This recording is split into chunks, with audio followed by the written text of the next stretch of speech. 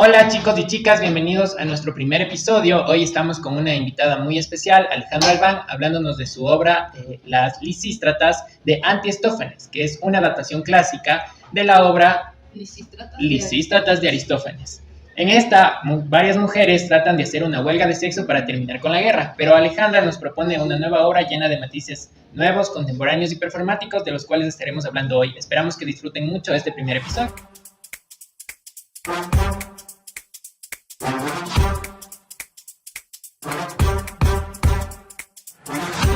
Bienvenidos todos. Este es nuestro podcast Más allá del telón, en el que hablaremos sobre las artes escénicas y empezaremos hablando con la obra de Lisístratas. Para esto tenemos invitado a Alejandra Albán, docente de artes escénicas, actriz, performance y directora, que fue ella quien se encargó de esta obra. Entonces, Ali, para empezar, cuéntanos un poco de ti, de cómo vives la docencia, cómo empezaste, por qué empezaste a elegir artes escénicas y no otras carreras. Eso. Bueno, primero les saludo muy cordialmente y afectuosamente. Yo siempre agradezco muchísimo estos espacios de diálogo con ustedes como artistas escénicos en formación. Creo que son espacios importantes para empezar a conocernos, a conocer nuestros procesos y darlos a conocer también a una comunidad. Entonces eso me parece siempre muy loable y lo aplaudo y lo agradezco. Y respondiendo a tu pregunta, bueno, yo desde siempre yo he estado vinculada a las artes escénicas, en primera instancia en la infancia con la danza, y continúo con la danza más o menos hasta la adolescencia, y ya luego en la adultez y en ámbito universitario me contacto con el teatro. Igual soy hija de estas aulas, ¿no? Yo me formé aquí también. Entonces, yo tengo mucha gratitud por este espacio de formación artística. Valoro mucho que exista un espacio de formación artística en la universidad pública. Creo que es un espacio que se tiene que defender con uñas y dientes, que no podemos permitir que bajo ningún concepto estos espacios sean menoscabados, ¿no? Y nada, ¿qué me trae aquí? ¿Qué me trajo aquí? Lo mismo que a ustedes quizás, ¿no? Una pasión, una curiosidad que decantó en no sé, en el teatro, en la actuación, en mi caso, ¿no? En primera instancia en la actuación, y encontré un espacio apasionante, lindísimo, ¿no? Que me permitía un universo de creación maravilloso, con el cual yo resoné mucho siempre. Yo siempre suelo contar una experiencia mía de la infancia que creo que fue muy decidora. Mi mamá, igual una mujer muy amante de las tablas, me lleva a ver una obra de teatro. No recuerdo el argumento porque yo era muy pequeña. Luego mi madre ya me contó el argumento, pero era lo que recuerdo muy vívidamente, era la creación de una carabela en escena con telas. Entonces, de pasar de un espacio negro con personas caminando, deambulando y telas, a de pronto ver una carabela que avanzaba en el mar. Y eso fue mágico. Y fue algo que me dijo, yo no quisiera vivir aquí, ¿no? Ay, qué lindo sería estar ahí, hacer eso, cómo lo hacen, ¿no? Como en ese universo infantil, ¿no? De una nenita de 4 años que, no sé, se aviva y aflora un fueguito interior que persistió hasta la adultez. Bueno, al igual que gusto tenerte aquí. A mí me parece muy importante esto que nos cuentas, porque claro, es como que de alguna manera, por lo que pasamos todos, ¿no? Como que llegamos a la facultad por ese interés que de algún lado vimos, de algo adquirimos y que de alguna manera decantan, ¿no? Como luego en los trabajos que como artistas vamos queriendo presentar al público como tal. Con esto yo quería preguntarte más bien, ya hablando sobre la obra Lisístratas, que es una obra que se presenta aquí en el Teatro de la Universidad, dirigida por ti. Tenemos entendido que es una obra más bien clásica, que parte de la idea clásica de Lisístrata de Aristófanes. Uh-huh. Entonces, lo que queríamos más bien saber es cómo fue este proceso de una adaptación a más bien un arte que se lo pudo observar como más contemporáneo, ¿no? Está lleno de performatividad, está lleno de nuevas experiencias que quizá alguien con el título de Lisístratas no se espera de primera mano ir a ver en el teatro, ¿no? Queríamos contar cómo se llega a eso. Bueno, es un proceso, ¿no? Es un proceso. En primer lugar, creo que es importante enmarcar el espacio en el cual se da Lisístrata de Antistófanes. Es un proceso pedagógico, donde yo tenía un grupo aproximadamente de 10 chicas, 10 chicas para el elenco femenino y 13 chicos, ¿no? Era mi elenco masculino. Yo quería promover una historia, contar una historia anclada en un clásico, en este caso Lisístrata, que en esencia es una comedia, ¿no? Es un clásico griego, y ponerla de cara a los compañeros para leerla, para estudiarla. Y las primeras inquietudes surgen de las compañeras que me preguntan, y profe, ¿y nos vamos a reír de esto?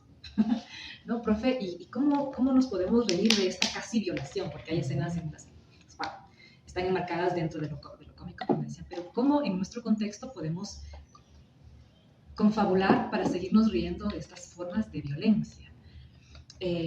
Estudiamos a Aristófanes, ¿no? Lo leímos artículos que hablaban sobre Lisístrata, y en alguno de ellos encontrábamos que, claro, la premisa de Aristófanes era generar la risa a partir de esta posibilidad de que las mujeres ocuparan un cargo de poder.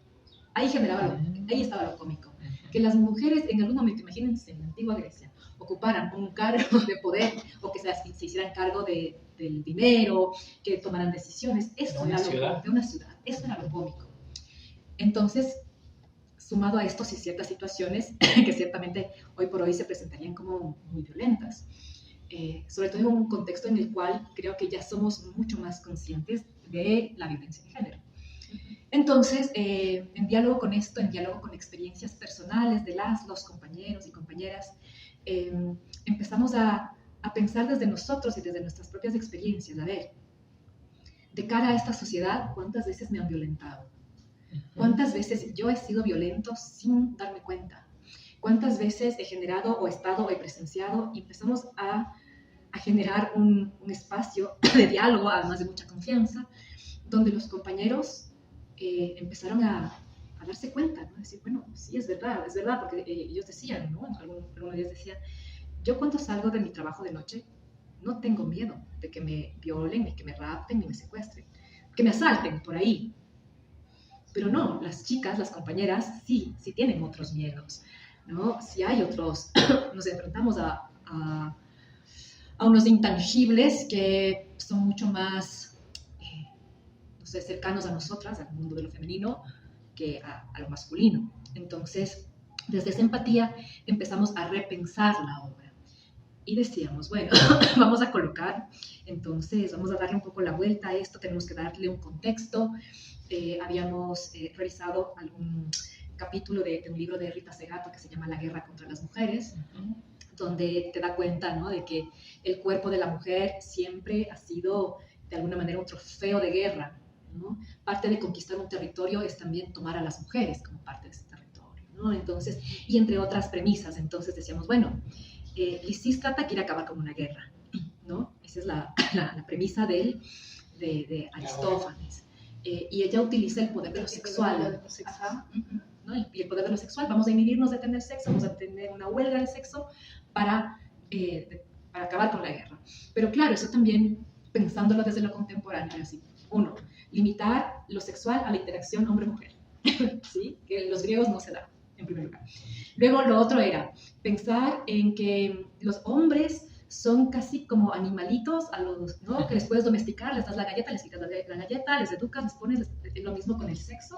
Y dijimos, no, bueno, también es una visión bien, no sé, odiadora de los hombres, ¿no? Así como vamos a tratarles como animalitos. Entonces, chiquitos, ¿no? Ajá, exacto. Entonces, vamos a pensarlo esto de una manera mucho más grande. Plantear una guerra, antes de la guerra, plantear también la sexualidad, ¿no? Y por eso, al principio de la obra, bueno, ¿y qué tal si mostramos una suerte de bacanal contemporánea? A ver qué habría. Y esto me funciona mucho a mí como profesora y directora, el diálogo con los creadores de la escena. ¿No? Que me cuenten ellos desde su juventud, desde su contemporaneidad, desde sus experiencias, qué escuchan, qué bailan, qué les mueve, ¿no? Que no es lo mismo que a mí. ¿Sí? Entonces, a ver, probemos con tecno. Yo llevé uno, que más o menos funcionó, pero luego otra compañera trajo otro que sí funcionó. Este es, sí, entonces bueno, vamos a trabajar con esto. Luego vamos a trabajar además la idea del friso, el friso griego, ¿no? Que son estas estas imágenes que están como en horizontal y que tienen, hay unos que son de guerra y otros que son sexuales, entonces trabajar la idea del friso también como imagen de cara al público, para linkear con lo griego. De alguna manera el vestuario también era un vestuario que podía transformarse, que de hecho se iba transformando a lo largo de la obra. Y promover este espacio donde se muestra lo sexual, la alegría, la juventud, ¿no? Esto, y luego cómo esto oprime a hombres y mujeres, ¿no? Por igual, una guerra nos viene mal a todas, todos, todes, en todos los sentidos. Entonces, pensar que, claro, también dentro de este concepto de la guerra, los hombres sufren mucho. Uh-huh. Y aprovechamos esto para pensar, bueno, y estas masculinidades distintas, las masculinidades que paternan amorosamente, las masculinidades vulnerables, frágiles, de las diversidades sexuales, las masculinidades de la sensibilidad, ¿no? Y aprovechamos también para poner eso en el tapete. Y claro, como teníamos solamente 3 chicos en el elenco, luego ellos hicieron todo, ¿no? Ellos hicieron las nuevas masculinidades, luego eran los soldados que violaban, luego eran los viejos, que eran todos ellos, ¿no? Aquellos que pensaban que la obra, por tener enfoque de género, los iba a dejar de lado y terminaron haciendo muchísimas cosas. Entonces, fue poner eso en el tapete, que fue importante, y luego dijimos, bueno, pero vamos a poner también parte del original, del texto de Aristófanes, pero observado desde nuestro lugar. Es decir, ¿dónde va a estar el ridículo? ¿Dónde voy a colocar la idea de lo ridículo? Lo ridículo no es que las mujeres ocupen un cargo de poder. Desde nuestro lugar, lo ridículo es que alguien piense que todavía aún hoy que eso no es posible. Entonces, colocar el ridículo en estas figuras de lo viejo, de lo antiguo, del pensamiento caduco, y que me gusta pensarlo como caduco, no obstante, y en la realidad ¿no? Se encuentra con que no está tan caduco, ni es tan lejano, ni es tan obtuso, porque hay un montón de gente que todavía sigue pensando. Justamente eso, o sea, yo algo que noté en la obra fue este feminismo que tomas, o sea, al final sí está, en la obra clásica también sí está tomado el feminismo, como bien dices, la comedia estaba en que una mujer ocupe un cargo en la sociedad, pero por ejemplo, una pregunta que a mí me queda retomando así en la cabeza, es cómo surgió estas palabras en la espalda, por ejemplo, cuando ponen histéricas y cambian solo una palabra, una letra, y se convierten históricas. O sea, ¿esto vino a partir de tu creación o fue una creación colectiva con todo el grupo con el que estabas trabajando? Trabajamos con todo el equipo y específicamente de esta de histérica histórica surge de investigar en las marchas. Wow. Porque es como yo he ido a muchísimas marchas, algunas compañeras también militan y han estado en marchas, otras no, eso también es importante decirlo, pero de todas maneras resonaron con el tema y investigamos visualmente, ¿no? Vamos a ver las marchas en el mundo, cómo son en México, en Argentina, en Ecuador, en Paraguay, en Brasil, y claro, y había una imagen de una mujer que tenía escrito en el pecho históricas. Entonces ya que arriba decía en chiquito, no histéricas, históricas. Algo así. Dije, eso quisiera que esté en un graffiti, porque la idea era que esté en un graffiti, que lo podamos escribir en la pared. Claro, yo siempre les he dicho, ¿no? Pensamos lo imposible y luego la realidad nos aterriza. Entonces no podíamos pintar el teatro, no podíamos despintar de una función para otra, era como ya esas cosas técnicas y logísticas que no nos permitían hacer eso. Pero dijimos, a ver, ¿cómo lo resolvemos? Ya está. A ver, y justo un compañero fue que dijo, profe, son 10, y si escribimos histéricas, son 10 letras, y escribimos, sí, ahí fue, ¿no? Entonces fue un trabajo de colaboración, es colectivo, ¿no? Yo siempre creo en eso. La profesora / directora puede mirar como de manera amplia ciertas cosas, pero una se alimenta en el diálogo con lo que hacen los creadores de la escena, ¿no? Eso es importantísimo. No hay un antagonismo, es un diálogo. No hay una imposición, ¿sí? Es un diálogo. Es como yo como director, directora, planteo estos materiales y son los ejecutores de la escena los que le dan vida, ¿o no? Y entonces se descarta y vamos a otra cosa. Es que además creo que este trabajo colectivo puede decantar como en nuevas herramientas que resultan interesantísimas, la verdad, porque ver esta imagen de los cuerpos pintados en la obra como tal, creo que es una imagen única que muchos nos llevamos porque no hubiera sido lo mismo verla en una pared. Y yo creo que es importante recalcar que la obra está llena de esos matices de comedia, que también me parece interesantísimo cómo funciona el humor de trasladar lo que propone la comedia antigua a los nuevos matices performáticos, ¿no? Porque es como en la sociedad podemos seguir hablando de eso y que además resulte sarcástico, resulte chistoso de alguna manera. Pero creo que lo principal, lo que a mí más me llamó la atención, que creo que se comparte mucho en los espectantes, es como estas herramientas, como los cuerpos pintados, el hecho de mostrar varias masculinidades, la parte del lip sync, del performance que está en la obra, que a mí me parece como, wow, o sea, fue una de las que más me llamó la atención, porque es importante decir que sí, estamos en un mundo actual en el que estamos llenos de esa diversidad de masculinidades, y no solo de masculinidades, de diversidad en todo, y me parece como muy acertado el hecho de haber puesto eso dentro de la obra. Y por ahí yo, por ejemplo, podría preguntarte precisamente, ver estos cuerpos cargados de sentido, cuerpos que de alguna manera se vuelven políticos en la obra, ¿qué recomendación nos podrías dar como a los estudiantes dentro de la facu para irnos acercando a trabajar esos cuerpos? Los cuerpos de la diversidad son cuerpos políticos. Los cuerpos de la minoría son cuerpos políticos. Digamos, las mujeres no somos minoría en cantidad, en número, pero sí hemos sido tratadas como minoría. Entonces, un cuerpo femenino es un cuerpo político de por sí. ¿Sí? Y los cuerpos, no solamente de las minorías sexogenéricas, sino también de las minorías, igual entre comillas, minorías étnicas, ¿no? Ya es de por sí un cuerpo político. Entonces, no sé si hay una recomendación de cómo tratamos lo político o cómo tratamos estas corporidades en escena. Hay cosas que sencillamente lo son, ¿no? No hay que hacer nada porque ya lo son. Pero sí creo que tenemos que pensar, y eso me parece fundamental, pensar en nuestro lugar de enunciación como creadores. No usurpar discursos que no nos corresponden, por ejemplo. Yo como feminista, por ejemplo, soy feminista mestiza, pero no podría nunca robarme o tomar el feminismo afro. No si no estoy en diálogo con una creadora feminista afro o indígena. Si existe ese diálogo, entonces sí, porque estoy aprendiendo. Pero tomarme yo solita por mi cuenta esos feminismos no me corresponde, ¿no? Hablar de, no sé, de las problemáticas que tiene el mundo del andino, ¿sí? Puedo resonar, puedo ser empática, puedo sumarme a un proyecto, pero no puedo quitarle la voz a quien merece tener esa voz, ¿no es cierto? Entonces es súper importante eso, creo yo, es lo más ético que podemos hacer. Es que creo que como intérpretes, precisamente nuestro trabajo quizá está en la investigación, porque el tener estos cuerpos que ya de por sí naces con unas características que se reflejan en tu cuerpo, el trabajo del intérprete es cómo lo llevamos precisamente.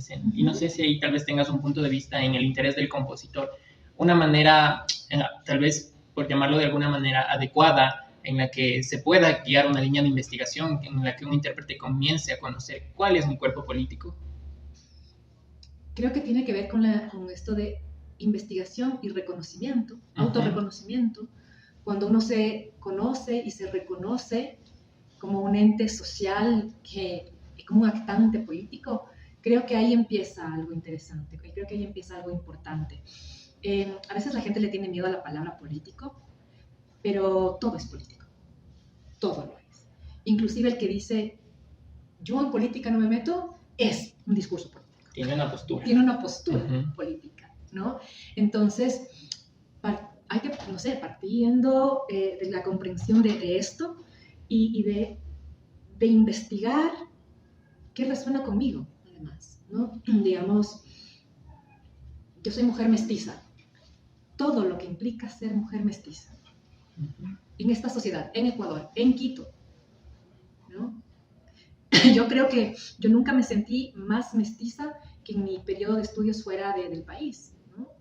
Ahí es como cuando yo dije, ay, realmente soy muy mestiza porque yo utilizo un lenguaje mestizo, ¿no? Yo utilizo mi apariencia física es mestiza, no sé, creo que en esa relación con un otro, entendiendo lo otro como lo diferente, ahí es cuando yo empecé a reconocerme más que nunca mujer mestiza latinoamericana. Y dije, bueno, yo no puedo hablar de otra cosa que no sea desde este lugar, ¿no? Si ese día el otro sería un postizo. Y luego a esto se suman obviamente mis intereses intelectuales, artísticos y demás, ¿no? Pero en esencia puedo hablar desde allí y además hablar desde una clase social, ¿no? No puedo hablar de, no sé, desde la clase social altísima, no puedo hablar de una clase social baja, sí, no sé, clase trabajadora, ¿sí? Y puedo hablar desde allí, desde la clase trabajadora. Entonces, es como ser consciente de eso, investigar las implicaciones de eso en mi vida, las implicaciones de eso en mi forma de producción de arte, en mi forma de pensamiento artístico, ¿no? En mis formas de relacionarme, en mis formas de ser profe, ¿no? Como todo eso incide. Total.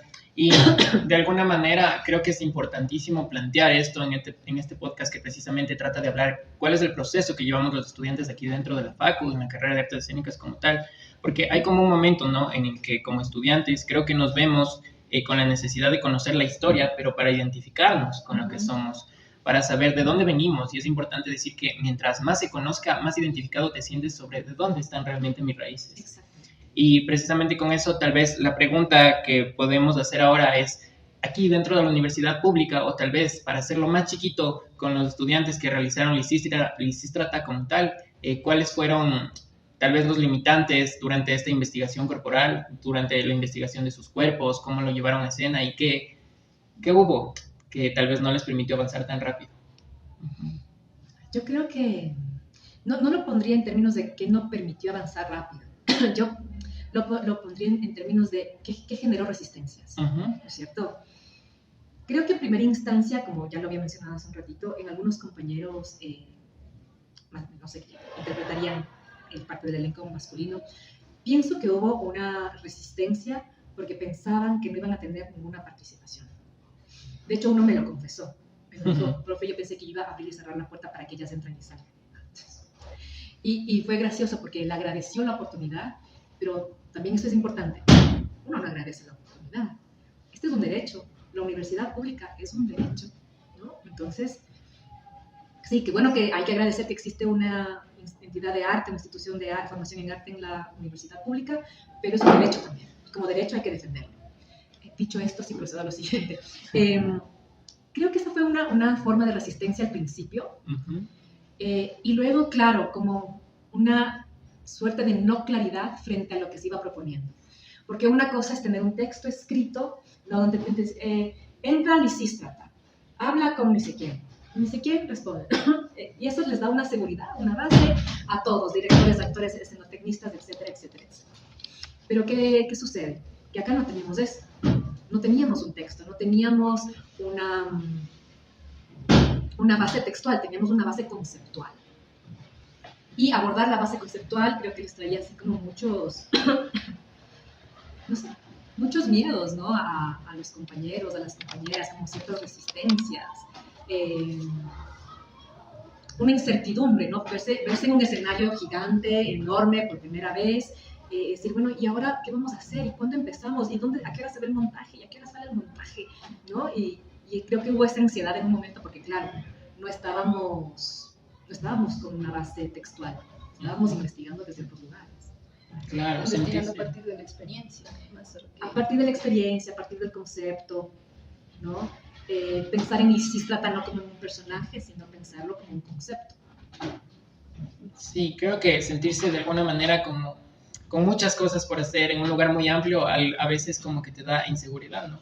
Pero ahí es importantísimo, creo que mencionar de lo que veníamos hablando, el trabajo investigativo. Lo importante que es la investigación previa antes de montar la escena. Totalmente.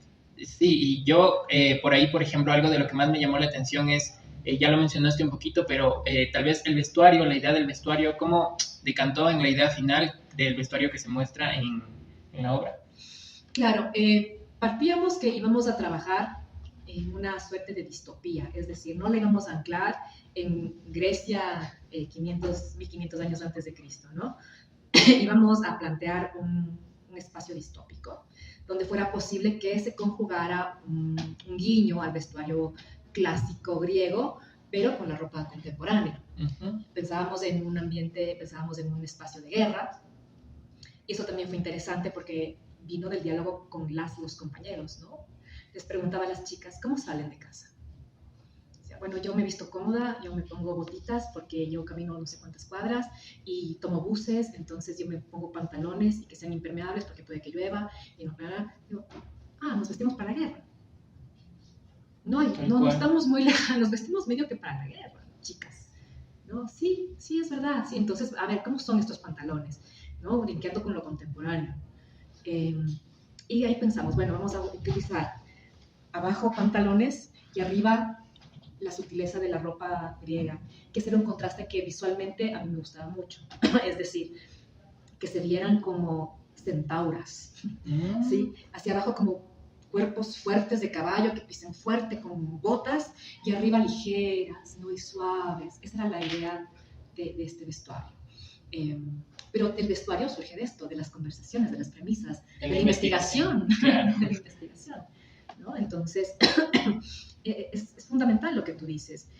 Antes de abordar la escena hay que investigar mucho y esa investigación no solamente es en los libros, no solamente es en Google, no solamente claro. ¿No? La investigación es en la calle y es en la relación con el otro. Cuando yo me pongo a conversar sobre un tema con alguien, ese alguien me va a dar luces sobre ese tema, desde su experiencia, desde lo que conoce, ¿no? Entonces, por eso para mí los artistas, los creadores, tenemos que ser, no sé, seres ávidos de conocimiento, ¿no? Si uno habla, por ejemplo, con una directora de teatro, no sé, que lleve años haciendo esto, va a hablar como una enciclopedia, o hablar con actores, como hablar con enciclopedias, porque es sobre el tema que investigan a fondo. Uh-huh. Entonces, si estuvieron indagando sobre la maternidad, van a indagar la maternidad a fondo. Si estuvieron indagando sobre la Segunda Guerra Mundial, todo va a ser a fondo, porque solo esa investigación nos nutre lo suficiente como para poder llevar al territorio escénico algo que no nos garantiza que al público le guste, pero sí nos garantiza que está siendo honesto con nosotros como creadores y creadoras. Uh-huh. Bueno, Steffi, no sé si tienes algo más que por preguntar. Yo, para ir cerrando, Ale, me gustaría preguntarte ya finalmente, ¿cómo fue este proceso? ¿Cómo lo sentiste? ¿Qué tal vez se hubiera mejorado? ¿Qué se hubiera quitado? ¿Qué has sacado de nuevo tras las presentaciones que hubo? ¿Y cómo fue vivir desde adentro y también luego ver puesto en escena esta obra? Para mí siempre es muy grato. Para mí siempre es muy hermoso el encuentro con estudiantes que además están muy ávidos de crear. Eso fue muy lindo, encontrarme con un grupo que quería estar ahí, que quería crear, que quería hacer cosas. Eso fue bellísimo.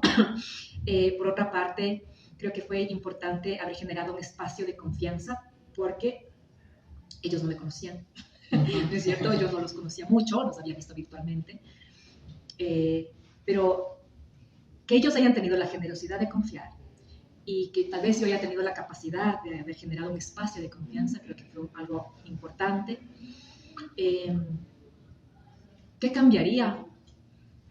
Del proceso creativo nada, del proceso en lo que decantó la obra, no lo sé, quizás repensaría una parte del final en términos de lo político, lo repensaría yo, no sé, no voy a juzgarlo, pero quizás lo repensaría un poquito, ¿no? Igual eso tiene una razón, ¿no? Para mí era hacerle un homenaje a los mismos compañeros y compañeras que estaban en escena y que estuvieron en el paro de 2019 y en el paro de 2022, de junio de 2022, de cuerpo presente aquí en la facultad, poniéndole el pecho a las balas. Uh-huh. Y para mí eso era como importante, hacer un pequeño homenaje a ellos mismos, ¿no? Como jóvenes, no sé, comprometidos con una causa humanitaria, social, política. Tal vez eso me lo repensaría. Y luego otra cosa que sí me hubiese gustado es que la obra pudiera haber estado un poco más de tiempo en cartelera, porque considero que las obras solo crecen de cara al público. Uh-huh. Hay una parte que solamente actores, actrices, directoras, directores, escenotecnistas, solamente llegan a generar un círculo de comprensión de lo que está pasando completo de cara al público. Uh-huh. Eso es fundamental, ese de cara. Perdona que te interrumpa. Justamente con lo que dices que hubieras preferido que esté más en cartelera, Por ejemplo, algo que yo le relacioné, no sé si lo hiciste como tal para que sea específico, fue la última fecha en la que se presentó, que fue el 9 de marzo. Entonces yo lo relacioné mucho con el día anterior, que era el Día de la Mujer, y como Lysistrata es toda esta obra feminista del empoderamiento, de que ya no debe existir estos machismos. No sé cómo podrías decirme tú, podrías decirme si realmente fue con esta intención de presentar este día o fue algo que surgió así solo por azar. Íbamos a estrenar una semana antes. ¿Ya? Íbamos a estrenar una semana antes porque se acababa el semestre una semana antes. Entonces dijimos, algo nos faltaba pulir cosas, ¿sí? Esas cosas de último momento que siempre falta por pulir. Y dijimos, bueno, pidamos autorización para estrenar la próxima semana. Yo no tenía claro que la próxima semana era 7, 8 y 9 de marzo, porque soy una persona que realmente el calendario me sirve de nada porque no tengo nunca claras las fechas de nada, soy un desastre.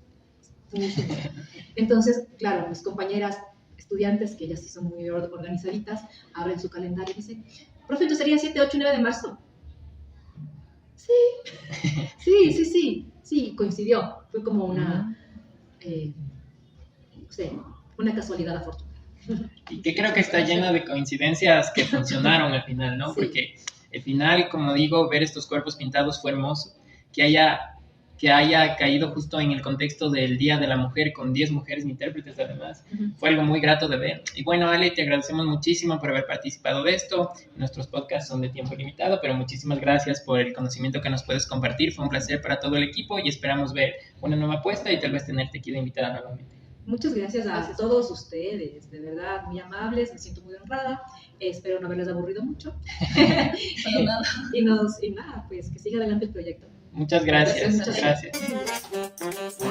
El 18 de julio, que es el Día Mundial de la Escucha, por eso los colores morado y azul que representan a este Día Internacional y Mundial. Pueden seguirnos aquí en nuestras redes sociales.